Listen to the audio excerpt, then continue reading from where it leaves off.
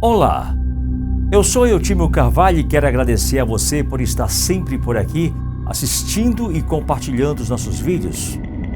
Você acredita que pessoas que morrem de uma forma trágica, seu espírito fica vagando pedindo ajuda? Confira essa história.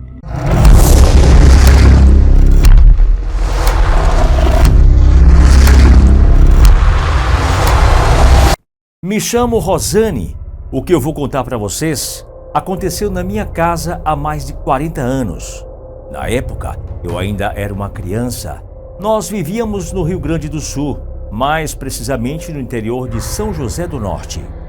A casa ficava à beira de uma estrada, conhecida como a Estrada do Inferno. Meus pais eram agricultores, nós éramos uma família grande. Eu era a penúltima filha entre 9 irmãos, 5 meninas e 4 meninos. Nós sempre fomos humildes e muito trabalhadores. Desde muito cedo, já ajudávamos na roça dos meus pais. Plantávamos frutas, legumes, verduras para nossa alimentação. Nós aproveitamos o espaço para criar também alguns porcos, galinhas, e até então nada de estranho ou assustador havia acontecido na minha vida. Mas eu lembro das tardes quentes de verão, em que avistávamos ao longe uma silhueta estranha na estrada. Eu e meus irmãos sempre corríamos para avisar os nossos pais que alguém estava vindo em direção da nossa casa. Minha mãe prontamente providenciava água fresca e algum alimento para esperar, pois se não fosse algum dos vizinhos a alguns quilômetros, poderia ser algum andarilho precisando de ajuda. Quando era alguns desses vizinhos apareciam, tomavam um pouco de água fresca, um suco, ficavam às vezes para o café da tarde e muitas das vezes até para o jantar. Era um costume do interior naqueles tempos remotos. Quando havia alguma dessas visitas, especialmente amigos dos meus pais, sabemos que nós não éramos bem-vindos. Não era permitido intromissão nos assuntos deles. E que nós poderíamos aparecer na sala só se fôssemos chamados. Até as refeições fazíamos em mesas e cômodos separados. Mas quando eram os andarilhos, meus pais pediam para nós nos escondermos em um quarto e só saíamos de lá quando fôssemos chamados. Era uma precaução para caso acontecesse alguma coisa. Naquela época do ano, com o tempo quente, era comum passarem andarilhos na então chamada Estrada do Inferno. Nessa época, os meus pais faziam uma colheita de frutas para vender. Então, eles temiam ser assaltados. Mas, graças a Deus, nunca sofremos isso. Enfim, sempre ficávamos espiando pela fresta da janela quando algum desses andarilhos aparecia. Eles comiam algo e alguns até contavam suas histórias de vida para os meus pais. Já outros eram mais calados, tiravam um tempo descansando na sombra de uma árvore ou no galpão, antes de seguir o seu caminho, levando um pouco de alimento que os meus pais davam. Então veio aquela noite, onde algo impressionante e assustador aconteceu.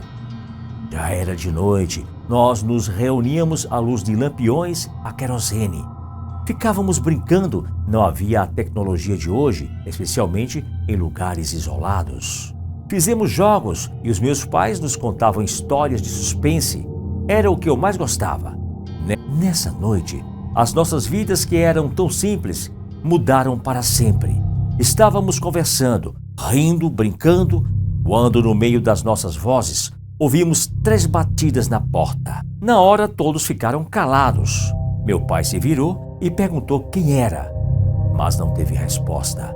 Ficou tudo quieto. Passados alguns minutos, voltamos a conversar animadamente, quando do nada surgiu a voz de um homem chamando o meu pai pelo nome. Ô, seu Pedro! O meu pai, de forma tranquila, respondeu. Opa, pode chegar. Ele se levantou e foi até a porta dos fundos para abrir, segurando uma lanterna.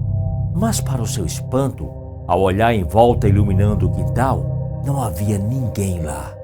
Tudo estava no mais completo silêncio. A essa altura já estávamos nos olhando com medo. Ficamos olhando para a porta quietos, calados, à espera de algo ou alguém. Foi nessa hora que tomamos um susto com o som de batidas fortes de mãos batendo palma na outra porta, à frente da casa. Confesso que fiquei muito assustada. Nesse momento, Meu pai estava cabreiro com isso. Foi até a porta, abriu novamente e não havia ninguém. Nessa hora, meus pais resolveram mandar a gente para os quartos e dormir, pois já estava ficando tarde. Nós estávamos bem assustados com aquela situação. Fomos nos deitar com muito medo. Mas naquela noite, depois daquelas batidas, não aconteceu mais nada de estranho. No dia seguinte, mesmo ainda com aquela sensação ruim, trabalhamos normalmente. Fizemos os nossos afazeres rotineiros, mas ainda nos perguntávamos sobre o que poderia ter acontecido na noite anterior. Foi realmente muito estranho tudo aquilo. As horas passaram e a noite caiu. Um medo estranho atingiu a todos nós. Ficamos todos quietos em casa. Meus pais se olhavam com um certo medo no olhar. Não era só nós que sentíamos que algo estava fora do normal. Havia medo neles também. Se até os pais sentem medo, nada vai trazer coragem. Foi aí que aquele inferno começou. Bem na hora do jantar, aquela mesma voz chamando pelo meu pai, as batidas na porta cada vez mais fortes. Tudo isso num curto espaço de tempo e cada vez mais intenso e assustador. Os meus pais já não sabiam o que fazer com aquela situação estranha. Apenas trancar a casa e ficamos todos lá, sem muita reação e sem entender o que estava acontecendo. A minha mãe estava apavorada, tremia de medo. Ela tentava esconder um pouco para nos acalmar, mas era difícil. Naquele momento, todos nós choramos de pavor. O meu pai resolveu sair para vasculhar a rua com os meus irmãos mais velhos, mas sem encontrar ninguém por perto, nem mesmo um rastro de alguma pessoa rondando a casa. Então, meu pai se sentou à mesa com as mãos postas e ficou parado, pensativo. Naquele momento, não sabíamos se ele chorava ou se ele rezava. Havia um silêncio quase ensurdecedor e macabro, nem mesmo o som da natureza em volta. Foi aí que o silêncio foi quebrado novamente da rua, com aquele homem gritando alto o nome do meu pai.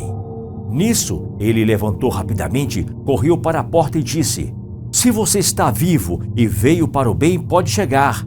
Mas se for um espírito desencarnado, que Deus te perdoe e te leve para um bom lugar, mas não aqui." Esperou um pouco, mas nada. Meu pai então fechou a porta e trancou. Voltou para a mesa para que pudéssemos terminar o jantar e depois dormir. Eu só sei que aquelas 2 noites foram extremamente apavorantes para todos nós. Os meus pais estavam tentando entender aquele ocorrido. Não sabiam se era alguém ameaçando a família, uma brincadeira de mau gosto. Foi aí que, escutando as notícias no rádio, ouviram algo sobre um homem andarilho que havia sido encontrado morto nas proximidades da cidade. Segundo a notícia, pelo estado de decomposição, já havia falecido há pelo menos 3 dias.